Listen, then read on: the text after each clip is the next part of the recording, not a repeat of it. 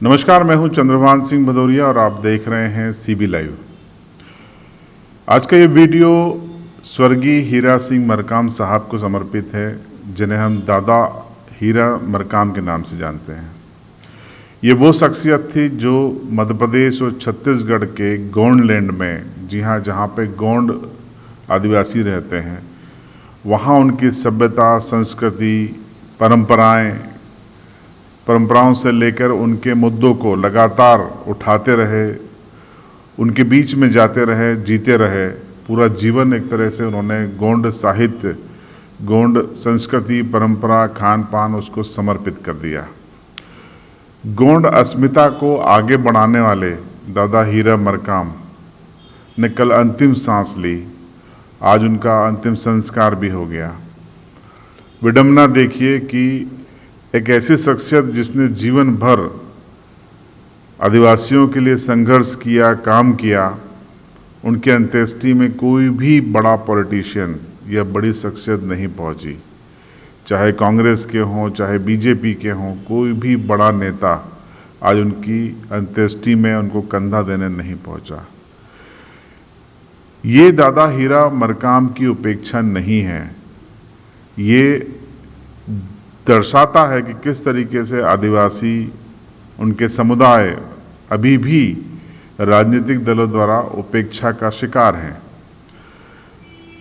दादा हीरा मरकाम के बारे में मैं आपको बता दूं कि उनका जन्म 1942 में हुआ था। अविभाजित बिलासपुर जिले के एक गांव में हुआ था,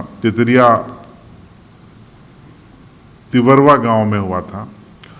और उन्होंने आजीवन गोंडों के लिए, गोंड आदिवासियों के लिए शिक्षा की जरूरत पे बहुत जोर दिया। और उसके पीछे की जो कहानी है वो खुद उनके संघर्ष की कहानी है। उनके गांव में कोई सरकारी स्कूल नहीं था, फिर वो तीसरी तक वो एक किसी प्राइवेट शिक्षक से पढ़ते रहे। उसके बाद स्कूल खुला, प्राइमरी की, फिर उन्होंने कई किलोमीटर दूर जाकर माध्यमिक शिक्षा पाई। फिर और कई किलोमीटर दूर जाके उन्होंने हाई सेकेंडरी लेवल की शिक्षा हासिल की। उसके बाद उन्होंने धीरे धीरे एक नियमित अंतराल पर संघर्ष करते हुए ग्रेजुएशन किया। और उसके बाद वो 1984 में उन्होंने कानून की पढ़ाई पूरी की और गोल्ड मेडलिस्ट हुए। तो जो शिक्षा अध्ययन का उनका सिलसिला जो करीब 40 साल तक चलता रहा, और जिस संघर्ष के साथ उन्होंने शिक्षा तालीम हासिल की, उससे उनको लग गया था कि अगर गोंडों को आगे बढ़ाना है, उनको समाज की मुख्य धारा में, विकास की मुख्य धारा में लाना है, तो शिक्षा सबसे बड़ा अस्त्र है। इसलिए वो हमेशा जोर देते थे कि गोंड आदिवासी शिक्षित हों, पढ़ें लिखें, आगे बढ़ें। और उसके लिए उन्होंने लगातार सामुदायिक प्रयास किए, समाज के बीच में जाके प्रयास किए।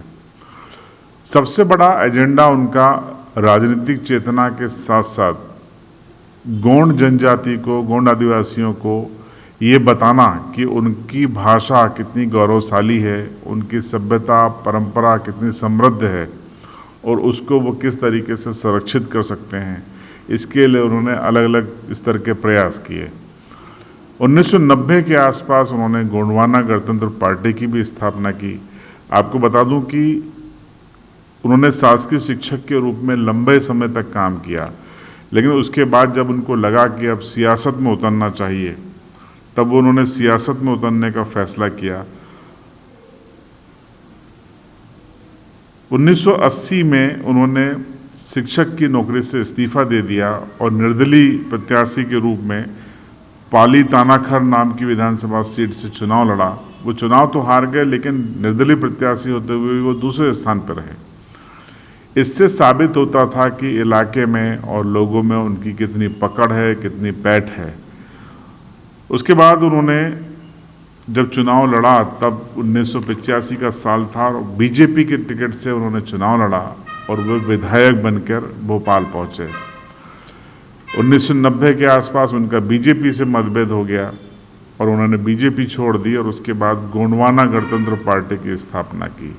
इस पार्टी ने तेजी से इलाके में अपने पैर पसारे। वे खुद विधायक बने।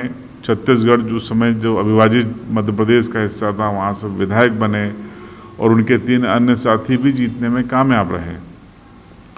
लेकिन बीजेपी और कांग्रेस दोनों दलों के लिए दादा हीरा मरकाम का ये दल खतरा बन गया और दोनों ही दलों ने गोंडवाना गणतंत्र पार्टी को कमज़ोर करना शुरू किया। वो सारे जतन किए गए जो किसी भी नए उभरते राजनीतिक दल को ख़त्म करने में या दबाव समूह को कमज़ोर करने के लिए किए जाते हैं, और उसका नतीजा था कि धीरे धीरे वो उनकी गोंडवाना गणतंत्र पार्टी भी कमज़ोर हुई। हालांकि ये उनकी बेबाकी थी कि एक इंटरव्यू में उन्होंने स्वीकार किया कि उनकी राजनीतिक समझ या वो नहीं समझ पाए, ऐसे लोग उनसे जुड़ गए जो बाद में पार्टी को कमज़ोर करते रहे। लेकिन उनको ये भरोसा है, अंतिम वक्त तक उनको ये भरोसा था कि एक वक्त फिर से आएगा जब गोंडवाना स्वाभिमान और सम्मान के लिए, गोंड स्वाभिमान और सम्मान के लिए एक बार फिर से गोंडवाना गणतंत्र पार्टी खड़ी होगी। हालांकि अब वो इस दुनिया में नहीं है, लेकिन जो एकता में वो अपने समाज और समुदाय को पिरा के गए हैं और जो गोंडवाना स्वाभिमान और सम्मान, उनकी समृद्ध परंपराओं का एहसास उनको करा कर गए हैं, यकीन मानिए एक दिन दादा हीरा मरकाम का सपना ज़रूर पूरा होगा। राजनीतिक रूप से क्या स्थिति बनती है हम उस पर नहीं जाएंगे, लेकिन जिस तरीके से गोंडी भाषा, गोंड आदिवासी, उनकी सभ्यता, संस्कृति, कला, खान पान, जिस तरीके से लोग अब उस पर गौरव महसूस कर रहे हैं, एकजुट हो रहे हैं, समाज के लोग सामने आ रहे हैं, उससे साफ है कि जो बीज दादा हीरा मरकाम ने बोया था वो अब पेड़ का रूप ले रहा है और बेहद जल्दी, बहुत जल्दी ही वो फल भी देगा। हम सभी देखेंगे कि किस तरीके से गोंड संस्कृति आगे बढ़ती है, सभ्यता आगे बढ़ती है।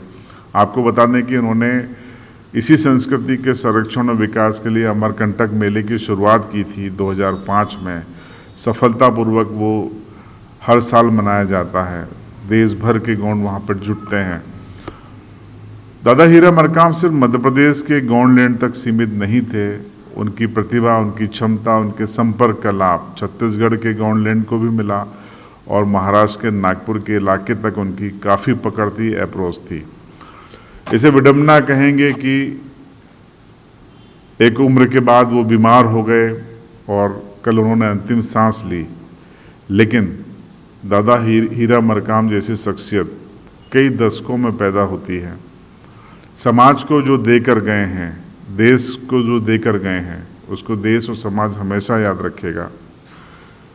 पश्चिमी मध्य प्रदेश के भील, भिलाला, बारेला, पटलिया आदिवासी बहुल इलाके की ओर से झाबुआ लाइव उनको श्रद्धांजलि देता है, नमन करता है और अपील करता है गोंडवाना लैंड के लोगों से कि दादा हीरा मरकाम जो राह दिखा के गए हैं उसी राह पे चलें, अपनी सभ्यता संस्कृति को समृद्ध बनाएं, संगठित रहें, एक रहें।